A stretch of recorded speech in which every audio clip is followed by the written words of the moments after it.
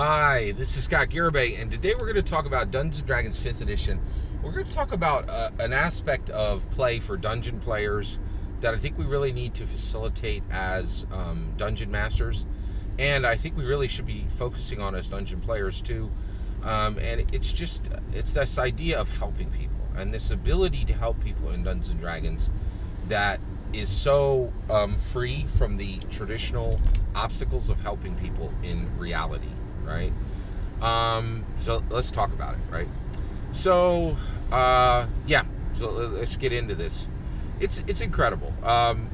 So I'm watching this show, Southside. It's a show about Southside Chicago, and the show posits this idea that Southside Chicago is a tough place to live, and that people don't have a lot of resources there, and that there's a lot of woe and misery there, right? And it's just a really challenging place to live, right?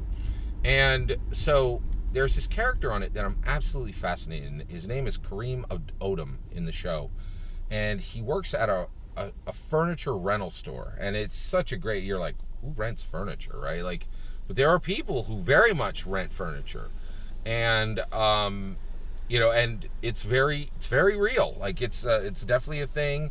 And in the show, Kareem's job is to repossess furniture. He repossesses microwaves, and I'm like, people repossess microwaves? Are you joking? Like, I've never even had a car repossessed. Like, this is the thing, right? But it is very much a thing, right? And the show is talking about some very real realities for some Americans, right? And Kareem Odom is a guy who repossesses microwaves. That's his job.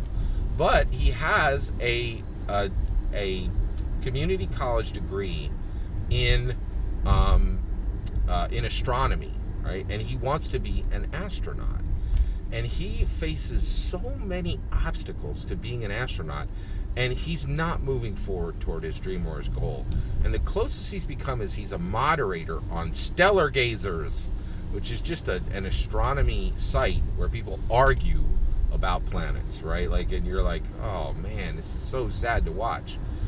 But what it really brings forward to me, right, is the beauty of Dungeons & Dragons. It's such a beautiful game. Dungeons & Dragons 5th Edition gives us this ability. This Sunday, I'm going to get together. We used to have 4 players at the table. We're now about to have 6 players at the table. It's incredible. Like, and the reality, so we're going to set into place this, we're going to play, right? And when we play, one of the things that I think is really incredible is how easy it is to help people in the game, right? We have these adventurers who are incredibly empowered. We meet peasants who literally don't eat, like, we have bags full of gold coins, and many of these peasants never see a gold coin in their life, right? So we can roll in and just transform their lives immediately, and it's done in this safe way, right?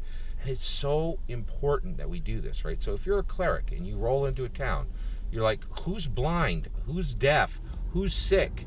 Bring them to me. I'm going to heal them, right? And this just doesn't happen in the vast majority of games. I'm not seeing this. You are not seeing this happen in the vast majority of Dungeons & Dragons games, because people are like, oh, who cares? It's not a big deal. It's a really big deal, right? The other thing is, like, we give gold to the tavern maker, right? But in Dungeons & Dragons, you should be stopping at every farm and being like, here's 10 gold. If you're like 8th, 9th, 10th level, it ain't going to be a thing. It's going to be really helpful for them, right? And they're going to be like, oh, adventurers are helpful and adventurers are good. And I cannot tell you how different this is from real life, right? So I've reached a point in my life where I actually have enough to give others and to help others, right? And I am astounded at how many obstacles there are to giving, to helping others, right? A good example is, where do we give our money, right? Like, you never really know, is this a good place to give my money? Because is this just going to get sucked up by administration and never really reach, and only just the tiniest fraction of what I give is ever going to reach the people who actually need help, right? I think it really concerns a lot of people who are ready and willing and able to give, and they're like, like all, ton of people gave money, after Katrina, and now there are still stories to this day that, that many of the problems in New Orleans haven't even been touched, right? People giving money in Haiti, right? Like, a lot of people, I think, were frustrated when they gave money when there was, a horrible, like, storm that just, tore things apart. And then before things are even fixed from the old storm, a new storm sweeps in, and you're like, I'm giving this money, but the storm that just came in, like, undid much of the work that, And I think there's just a lot of people who I have a drone. I have a $400 drone, right? And I tried out drones, and I got that sucker up there, got my, FFA drone license, learned to use it, right?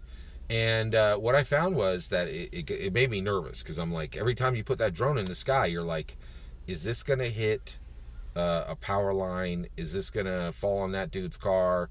Is this going to, and so it was not fun. It was just a bunch of, am I 3 seconds away from a lawsuit, right? And so I have a $400 drone, and I learned to fly that thing, and I think that I live next to a blighted city, right? Like, that really is struggling with a lot of things, right?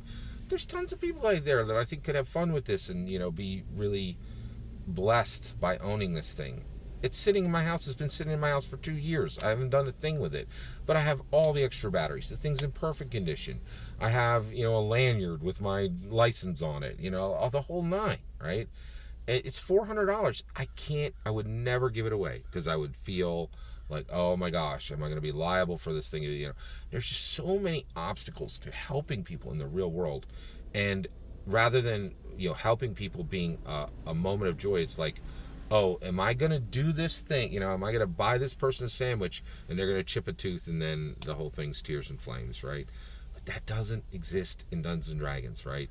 And I think by playing Dungeons and Dragons and getting in the rhythm of helping people, right, it reminds us, okay, we do have all these obstacles, but if I'm helping here in this virtual world, I've got to find a path to help in the real world, right? And so, one, I do tithe, and I trust I know for a fact, well, my church had a food bank for many years, and now they actually just shut down the food bank, and we're going to be looking for a new opportunity and ways to help. And I'm very confident that the money that my church goes, there's a Narcotics Anonymous that meets where we're at, and there are people who are helped very directly by that money. But I don't want that to be the only place I help, right? So just don't forget, your player characters have an immense amount of ability to help people in the D&D game. And when they do that as players, if they're paying attention, they get into the rhythm of generosity. And that's a good place to be as human beings. That's my opinion. I'd love to hear your thoughts. Let me know in the comments below. Please consider liking, subscribing, and have a wonderful millennium.